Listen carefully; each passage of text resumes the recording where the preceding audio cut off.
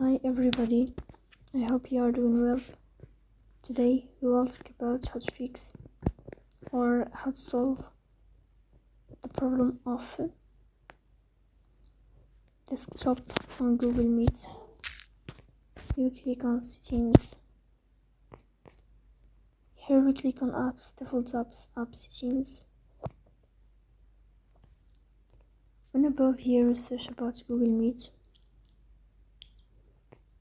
Then we click on first stop and we click OK. Here you will enter to storage. Here we click on clear cache. Then we'll turn on your airplane mode and you will turn off your airplane mode again to fix that problem. So that's all. Don't forget to press the bell icon and subscribe. See you next time.